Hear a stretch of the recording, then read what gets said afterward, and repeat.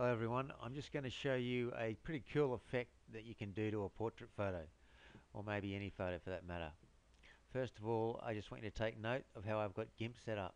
This time I'll just click this restore button up here, the full screen Gimp. You'll see that I've got my tool options on the left here, and I've got my layers tab over here on the right, and that's how I'm going to use Gimp from now on. I only use those two layers generally, those two tabs, and there they are. So you can notice over here when I click on a different tool that the tool options change for it. So it's just handy to have it right there. As I click on different tools, you can see that I get different options. It's the best way to have it. Also, you'll notice that all the images I've got open that I'm working with are at the top here. That just click on whichever image that you wish to work with. I'll show you the difference. If I went back into multiple window mode, the old GIMP style, everything becomes its own window. All the images that we're working with or we've got open have their own window, plus the layers, it's its own window, the tool box is its own window, and it can get a bit confusing to work with. So that's why now in this new GIMP 2.8 we've got click on Windows and select single windowed mode. It's I think, and I'll click restore. It's better to work with, and instead of having all the different windows, it's all one big window, and we've got our photos up here that we're working with. Currently I'm working with that image of someone I know quite well. What I'm going to do first is I'm going to duplicate this image twice. Go down the bottom here, click on the duplicate button once, twice. Now I've got three different layers for this image. The top image I am going to first, what I'll do is I'll emboss that, and we do that by going filters, distort, and then emboss. And you can see here how it's being embossed, and you've got some control with these three tools at the bottom on the embossing. I'm not gonna touch those. I'm gonna leave it as is. You can play around with that if you want. And after I've clicked OK, bang, okay, it's been embossed. The next thing, I'm going to turn that eye off so I can see the layer below, this one here. And I think that photo is just a touch overexposed, sorry.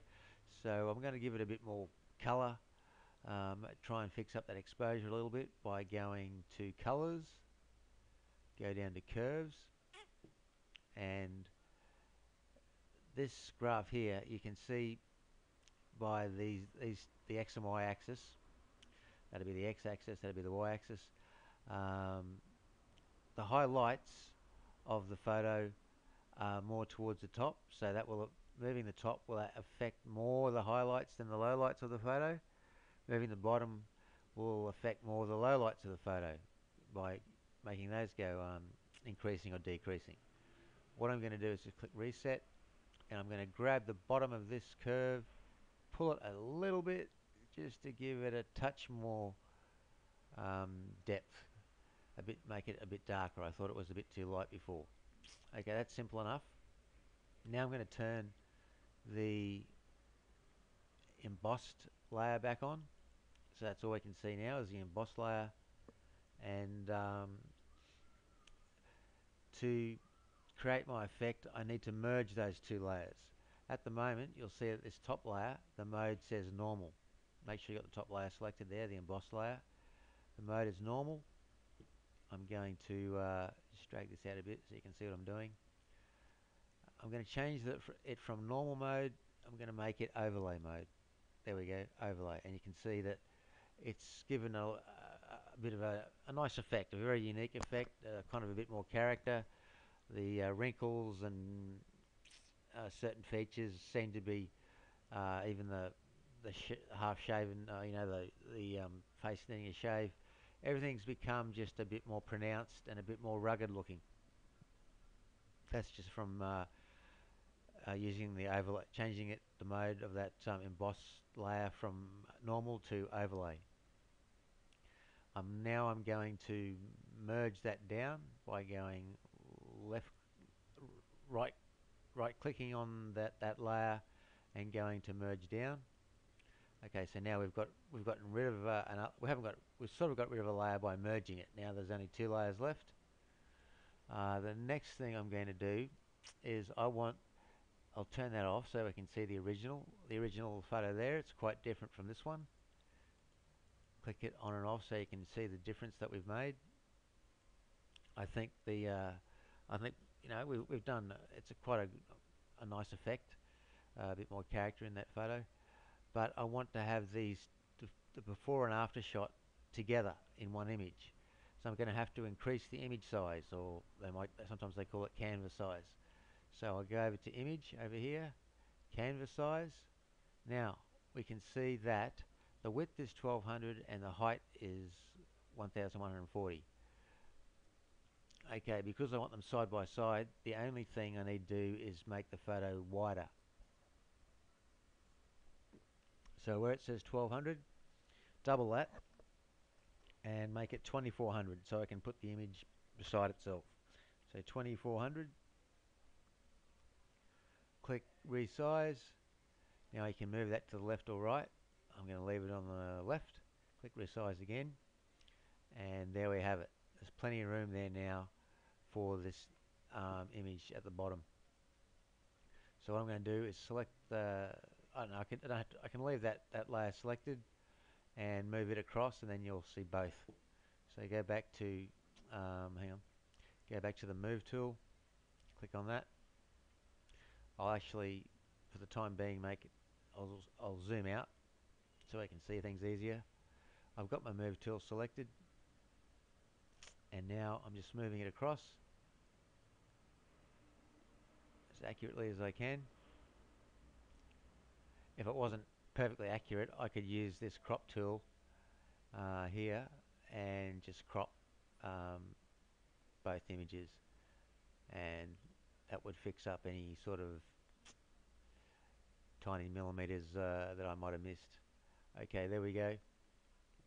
Now I'm also going to right click on that and merge down. Now all 3 layers are merged into one layer. There's only one thing left to do, and that is add a border. And how I go about that is just go up to filters, and last time I went distort, this time we're going to go decor and go to add border. Here we go. We get this dialog box. Border size 20, I'll leave it like that. The x-axis, that's horizontal, and the y-axis vertical, 20. Border color, we can make the border color anything we want by playing with this, but I'm happy with white. Click OK, and it'll create a border.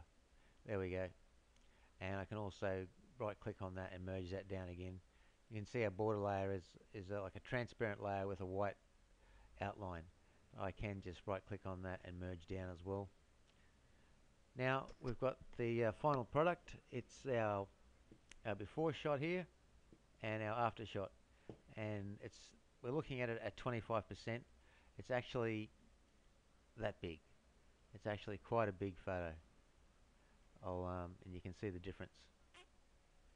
But I'll just shrink that down to 50, and we can see pretty clearly what we managed to accomplish. Those two very different looking photos of the same image. It's worth trying mucking around with that effect to see what you can come up with.